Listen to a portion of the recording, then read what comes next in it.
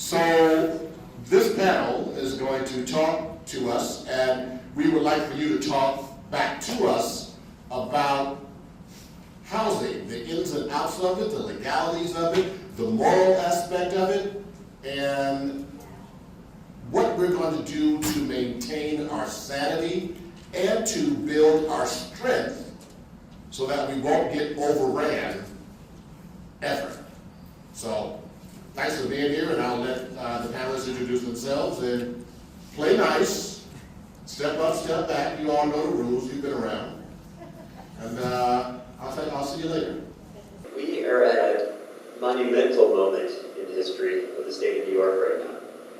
What Sami's just described is totally true. The Democrats have a large majority in both the Assembly and the Senate for the first time in almost 60 years. The housing laws have been broken for a very long time. Anybody who's in the room who's rent stabilized, these housing laws, the rent laws, really affect your stability as a rent stabilized tenant.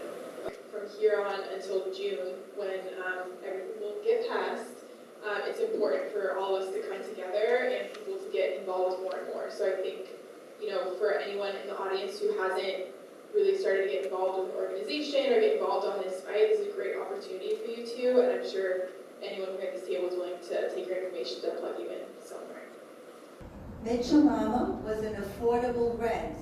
It was based on your income. If your income went up, you paid more. If your income was less, you paid less. It was fair. One day, we got a letter in the mail from the landlord. They said they're not making enough money. They're going to make the building private. They're going to go out of Mitchell-Lama. I just feel like the law has to be changed. It's unfair what's happening. Right now, I'm paying by myself $4,200 a month, and I have pension and Social Security. It's not enough to pay the rent. We all know the disaster that NYCHA is going through at this point in time, right? The advocates here on this table are aware of the disasters of rent-regulated apartments, right? I think it's horrible that you have to pay that extravagant amount, right, for a then Mitchell-Lama apartment. Can anybody here help me? And here's the thing, so we're all aware that the laws are broken. We're all aware that the system is not working on our behalf. My question to you is, what are you willing to do about it? Because that's where it starts. What can I do? That's where it starts. So you'll ask, what can you do? And I promise you that there's something that each and every last one of the individuals present here in this room, there's a skill set that all of you possess that can contribute to the matter. My wife and I are simply rent-regulated tenants in the city. When our building was bought along with 24 others by a convicted felon 3 years ago, if we remained two people in this city trying to battle a landlord that had just been given $124 million to buy these buildings, we would have not been able to do anything to better our circumstances. What happened was, people in our neighborhood were in the same situation. There were 24 buildings bought. We got to know our neighbors. We suddenly had community meetings where we had 25, 30, 40, 50 people showing up saying, what is he doing to you? What is he doing to you? Wait a second, there's a pattern of behavior here. How can we combat that? If we all keep track of our information separately on pieces of paper, this is what he did to me on this date at this time, that information is going to be lost. So what we did was we used technology that's available to everybody. We used Google Sheets and Google Forms. We made a form that everybody who had access to a computer could go to and enter on this date, at this time, this is the thing that went wrong for me. How did I feel? I was really mad. How did I feel? I felt disrespected. We have over 800 separate complaints. It's like our own private 311. And all of our complaints are in one spot. Okay, this is something that we alone would not be able to do. We are able to do it because we are taught by Cooper Square Committee and goals how to organize. We are aided by CDP in learning how we can do this stuff in such a way so as not to get sued. So when you organize, when you get together with your neighbors and you say, we all have similar problems, how do we address this? Your landlord is going to be forced to listen to you because it's a bunch of people affecting their bottom line. That's enough for me. We don't have a tenant association. Make one. We used to have one. Start it up again. No, No, we still have one. Susan runs the gentleman there. No, sir, go ahead, go ahead. Hi, my name is Will Thomas. I live down on 6th Street. I wanted to ask about our general housing shortage here in New York. Since 2009, the city has added 500,000 residents, but it's only built 100,000 homes. Would you all support to get rid of state-imposed density caps so the city itself could decide how much affordable housing we should be building and where we can build it? I'm looking at a building on 56th Street that are supposed to be built by billionaires. Yeah. That's towering over the World Trade Center as we speak. Yeah. It's glass enclosed. I mean, I thought they were air rights, and apparently not. But I'm saying, I don't know. I think I have to give that question to legalese. I mean, I'm not that familiar with the specifics of what you're asking, but I can say I don't think that more density necessarily helps the housing problems we have. Maybe last year's rezonings didn't really bring a lot of affordable housing to neighborhoods in a way that's meaningful, because you can even increase densities, but if you're not doing it on a census tract basis or neighborhood by neighborhood basis, where you're building housing that's truly affordable to the people that live in that neighborhood, then you're going to have problems.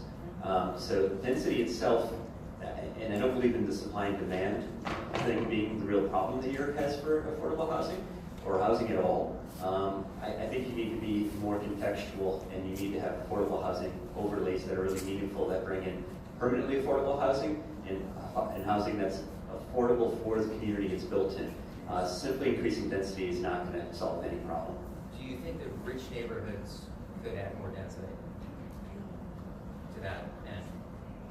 I think that adding more density is going to add a lot more luxury housing. I don't think that's going to solve our problems.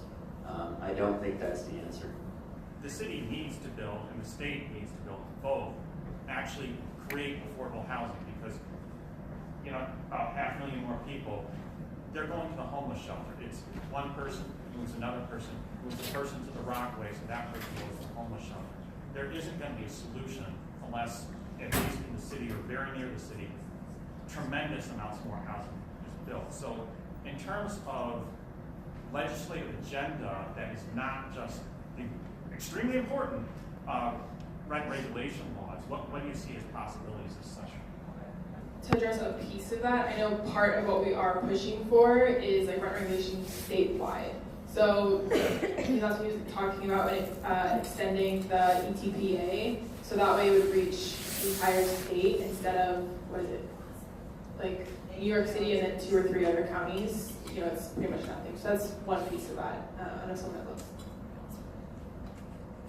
My take on this is quite simple, that the community has the right to control the property. And if the community, again, Native American couldn't understand how you can own the land. The African couldn't understand how you can own Mother Earth. The Aborigines of New Zealand, of Australia, couldn't understand. The Moray in New Zealand couldn't understand. The thing is, Mitchell Lama, we need to know this, was created to have affordable homes for working people. Where she and I live was a non-for-profit under Phipps. Phipps was asked the same question Henry Ford was asked many centuries ago, put it, why are you doing this? He says, so working people could have an affordable home and decent home to live. When they bought out of Mitchell Lama, it was 11.7 million in the black, when the rent was what you call reasonable market rent. So the papers are sealed. Taxpayer money financed Mitchell Lama. Why the hell can't we do something to have the court, and I've written papers to this effect, stand aside if any of those judges on any panel have investment in real estate, because they cannot be impartial. We need to take back the right to our domicile, our home. Nobody's doing us any goddamn favor. Nobody. I think what you're saying is true. I agree with you. However, we do live in a country that adores capitalism. And so there are lots and lots of people in this country who wouldn't see eye to eye with you. A lot of those people are very well funded.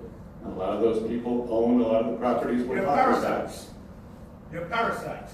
They came here, And- they took the land from the Indian, they brought my ancestor over here to work this. And that is the goddamn situation that we are facing now. So we have to work within the structures of the law. The law And it's doesn't work great, for us. and it's great when we have new laws passed, and it's one of the things that we are really looking forward to in the next year, to having more laws passed through the city council and having the state pass laws. But in a lot of cases, it's not enough to have the laws passed, because the laws are words. They're not deeds. So it's almost like a parent with a child. It's like a parent can lay down rules for the child, and if the child disobeys and does get punished, it's like, how important was that rule? So what I'm trying to say is, with laws, enforcement is key. If laws are enforced, if laws are passed and then they're enforced, we might be in a better situation for taking back our city and taking back our cities across the state. But it's only when those laws are enforced. The city council passed 12 new tenant protection laws last year. They're considering 19 more this year. None of those laws will have any effect if there isn't greater enforcement of them. My thing is, if NYCHA can't handle their responsibilities, and where they have to outsource it to private companies, then why don't they just relinquish it completely? Why still play a part in the middleman, create more layers to the onions, where tenants have grievances? Where do we go to now? Our new management? Do we go to NYCHA? Do we go to HUD? Do we go to city? Do we go to state? It's more layers, more onions, more layers of onion, more bureaucracy, more, they're doing 50-50 splits, so you don't know who's really accountable. Is it the new management? Is it NYCHA? It's easy for them to pass the buck back and forth to each other. A lot of these places won't honor NYCHA tenant associations, so how would our voices be heard? If NYCHA can't handle what they have already, why then bring other groups in there to get a piece of the action when they should just give it up completely to someone who can handle it? As we know, today, the federal government was supposed to decide Mr. Carson was supposed to make an announcement today that the federal government was not going to take over NYCHA. So we'll have to see. I have my druthers about that, because I can't say too much about that, because I might get locked up. But I really, I think things like that, the deal's already been done, if you want to read in between the lines. But like you said, we just have to stay forceful, keep fighting. But what is NYCHA getting out of this? What do you think they're getting? I know that. I can't say what do you think they're We getting. need to have more transparency to Let's find out. Okay, We need more transparency to find out I know. how much of Just as far as public housing, I can connect you with someone to get further into it, more than we can here on the panel. Yeah, okay, we will. Go ahead, sir. appreciate it. So I have a question. With the MCI laws on tough ground, is that a state regulated from the state? The state has control of most of the rent laws around rent regulated housing here in the city. It's something that happened in the 1960s or 70s in New York City. It was given, the power for that was given to the state. So that's where it's at, and that's why we have to fight for it up at the state level to change those. No other business makes a capital improvement and makes a profit forever on their customers, which is what we are. So if the state assembly is going to do anything about MCIs, I think that should be really high on the list because it's such a ripple. This is one of the issues that's going to be brought up in Albany this year. In addition to vacancy decontrol, getting rid of the 20% vacancy bonus, we're also looking at MCIs and IAIs and getting rid of those. So if you really want to get involved with it, get on the bus on February 27th and also on May 14th. Go up to Albany and make our voices heard about those items that we need to have changed. The question I actually love to hear from everybody briefly. The NYCHA announcement today, the federal government kind of got off the hook here in terms of funding. So the sort of specter of the federal government spending more money on housing what would you all like to see briefly the federal government do to help on a local level like this? And there are certainly, I think, ways for them to do it. But just pie in the sky, what would you like to see the federal government do? Especially people that are disabled or seniors, or even young people that are not making a lot of money. I remember I lived in Town in the 70s, and there was a ceiling cap. After you got to be 65, your rent was a ceiling cap. I think if housing could be an agreement with a lot of people, especially people that are seniors, if there was a ceiling cap, and then people that were working, that were making a little bit money could balance it out, I would like to see that happen. And a lot of what happens in an apartment rather than New York City really comes about by how well you know the letter of the law, and that letter of the law seems to change daily, or it's on a sliding scale depending upon your landlord or depending upon your judge. So could you just give us a little bit of a quick tutorial in terms of tenant's responsibility, landlord responsibility, and how that kind of works out? You know, one of my job is to partner with these folks, and when they're organizing tenants associations who want to fight the landlord over either usually repairs and harassment, we bring the lawsuits to sue those landlords. And oftentimes we discover that people don't even know that they're entitled to get certain things done. So repairs are always supposed to be free of charge. You never have to pay for repairs. Repairs always have to be done with sufficient notice. Knocking on your door at 8 o'clock at night to come fix your doorknob is never allowed. Those are the types of things where the repairs and the harassment sort of start to crisscross, right?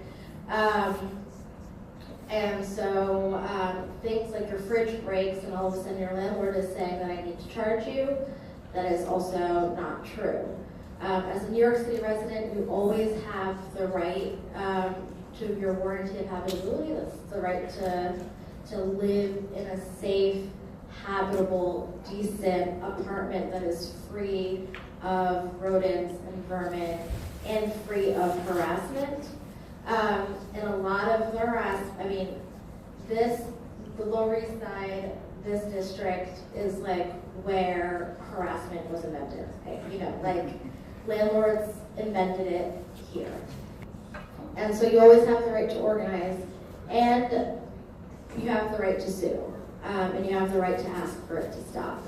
And so those are things that, my office can talk to tenants about.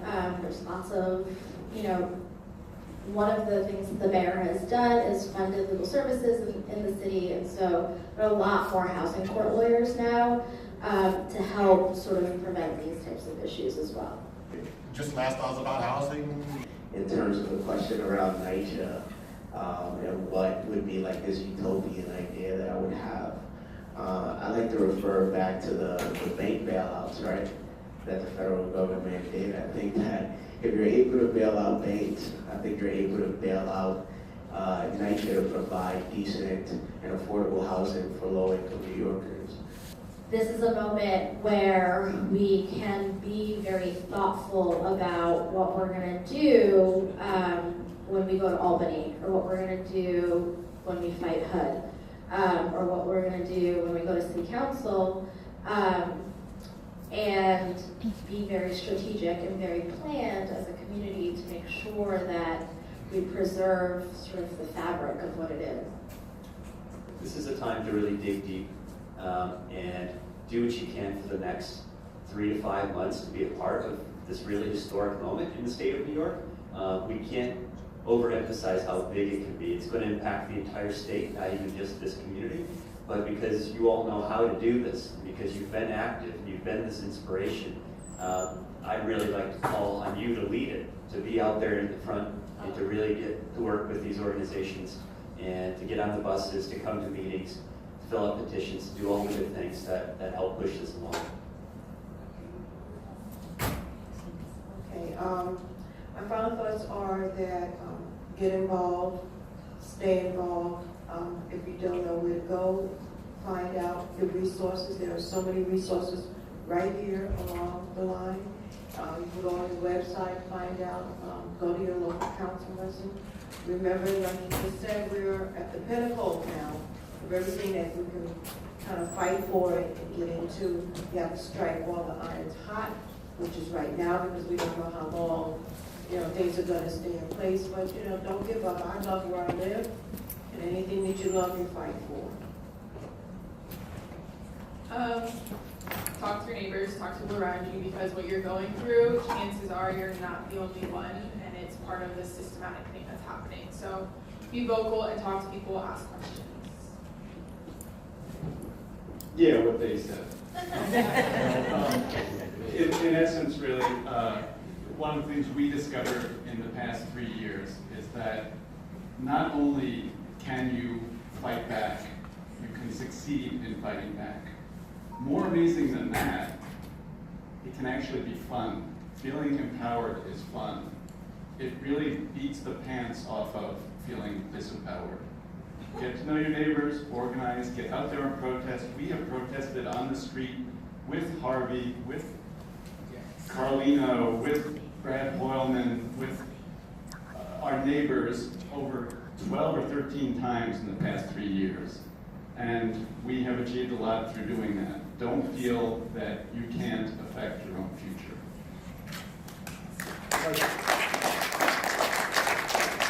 I really want to thank all the panelists for coming here and having these important conversations. Obviously, we have a lot to do around housing in New York, and we're going to do some of it in the next 6 months. So, and the message isn't clear. Lean into this. The message has got to be like, this is the opportunity right now. And it may be, hopefully not, but it might be a once-in-a-lifetime opportunity to fix the wrongs that we've seen for decades in New York. So, Albany, never our solution in the past, can be a solution on some of the housing issues. It definitely can be a solution on the rent law fight. So I know we probably talked a lot about this, and I know we have people from other workshops who are here. But if there's any message that we need to come through with, if we're going to do something about preserving an economically and richly diverse city, it has to start with the housing fight. And I don't care if it's rent laws, I don't care if it's public housing. This is the year to do something about housing in New York, because we have the opportunity that we may not have for years to come. So get in, get on a bus, go to Albany, call everyone, get involved, organize. This is the fight we need to have, and this is the fight we need to bring to state government this year. We can't wait. We can't say we'll do it next year. We have to do it now. So you have now until June 15th. That's it. It's not it's not a big window. But again, thank you all panelists. I also want to thank the panelists from the other workshops we had. I know we tried to cram a lot in today, and I know on a very cold day we were trying to do a lot. But if there are last minute thoughts from people here about any of the workshops, please let me know. I want to thank my staff who did an amazing job putting this together. Thank you, Mike, Rebecca, Joanna, really amazing job today. And for folks, this is, you feel like you didn't have enough time today, this is not going to be another only opportunity. We're going to keep these conversations going because we want people to energize and mobilize and engage on the future of our city and the future of our state.